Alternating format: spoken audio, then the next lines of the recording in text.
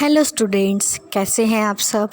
तो स्टूडेंट्स, पिछले वीडियोस में हमने जाना अर्थव्यवस्था क्या होता है, अर्थव्यवस्था की क्या क्या विशेषताएं हैं।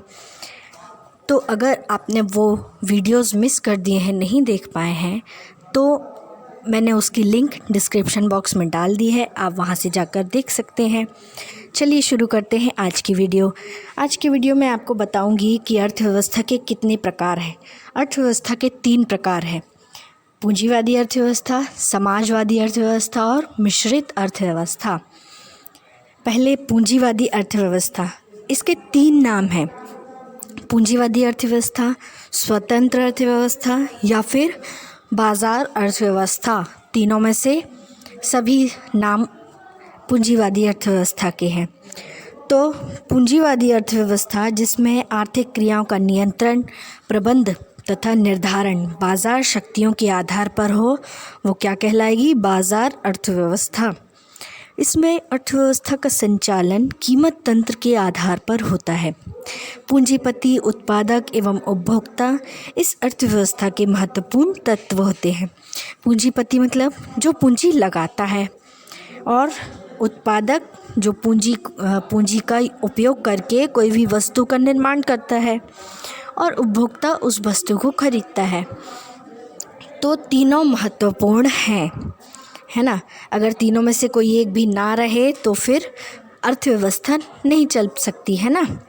तो इसकी विशेषताएं भी हैं कुछ। पहली विशेषता है लाभ उद्देश्य। प्रत्येक उत्पादक का उद्देश्य अधिकतम लाभ तथा उपभोक्ता अधिकतम संतुष्टि प्राप्त करना चाहता है।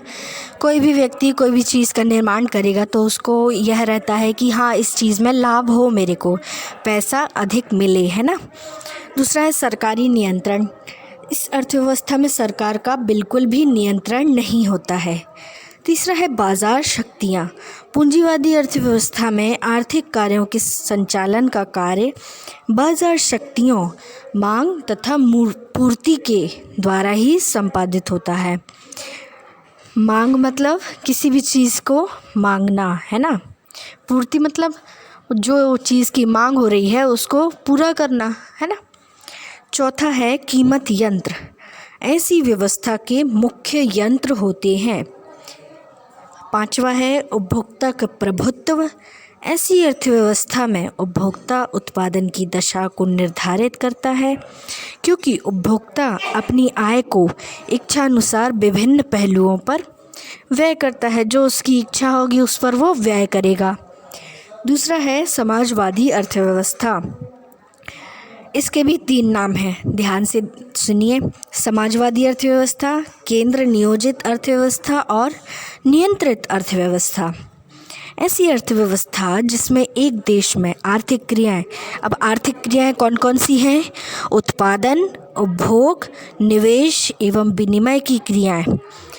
किसी भी चीज़ को बनाना, उसका उपयोग करना, उसमें कोई पूंजी लगाना या फिर उस वस्तु को आदान प्रदान करना, ये सब उसकी क्रियाएं हैं। तो उस देश की सरकार द्वारा नियंत्रित एवं नियमित की जाती हैं। ये जो अभी मैंने क्रियाएं बताई, इन पर सरकार का अधिकार होता है। कौन सी अर्थव्यवस्था में? समाजवादी अर्थव्यवस्था में।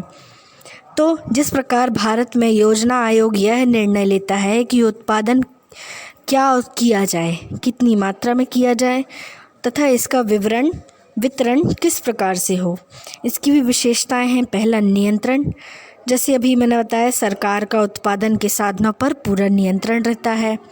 दूसरा है सामाजिक कल्याण। इस अर्थव्यवस्था का मुख्य उद्देश्य सामाजिक कल्याण को बढ़ाना है, समाज का कल्याण करना है। तीसरा है प्रतिस्पर्धा का अभाव।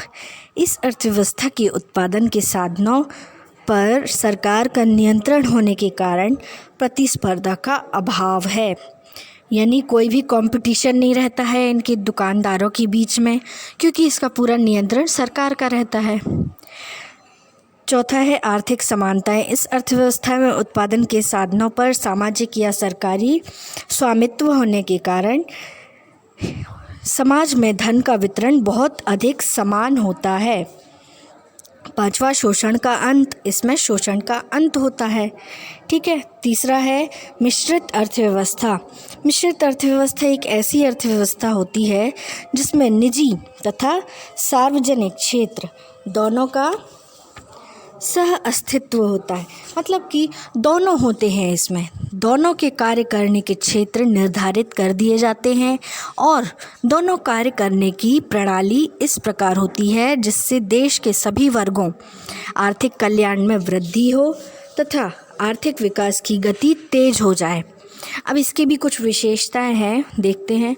पहला है निजी तथा सार्वजनिक क्षेत्र का सह अस्तित्व। मिश्रित अर्थव्यवस्था में निजी एवं सार्वजनिक क्षेत्र पाया जाता है। पूंजीवादी अर्थव्यवस्था में कैसा देखा था अपन ने, उसमें सरकार का नियंत्रण नहीं रहता है, उसमें सिर्फ व्यक्तियों का नियंत्रण रहता है। और दूसरा देखा था समाजवादी, तो उसमें सरकार का नियंत्रण रहता है। अब ये है मिश्रित, तो नाम से ही है, तो दोनों का मिश्रण होता है ना। दूसरा है आर्थिक स्वतंत्रता। मिश्रित अर्थव्यवस्था में आर्थिक स्वतंत्रता तो होती ही है, परंतु यह पूंजीवादी अर्थव्यवस्था की तुलना में कम होती है। तीसरा, आय व संपत्ति में विषमता का अभाव। मिश्रित अर्थव्यवस्था में पूंजीवादी अर्थव्यवस्था की तुलना में आय व संपत्ति में विषमता कम पाई जाती है। चौथा, कीमत नियंत्रण। मिश्रित अर्थव्यवस्था में कीमत यंत्र ही उत्पादकों के निर्णयों को प्रभावित करते हैं। वस्तु उत्पादन के लिए आवश्यक साधनों की कीमतों को ध्यान में रखकर निर्णय लिए जाते हैं। पांचवा है आर्थिक नियोजन। मिश्रित अर्थव्यवस्था वाले अनेक देशों ने आर्थिक नियोजन को अपनाकर अपनी अर्थव्यवस्था को एक निश्चित दिशा में विकसित करने का प्रयास किया है। तो वीडियो पसंद आई हो तो वीडियो को लाइक करें, अपने फ्रेंड्स के साथ शेयर करें और मेरे चैनल को सब्सक्राइब करें।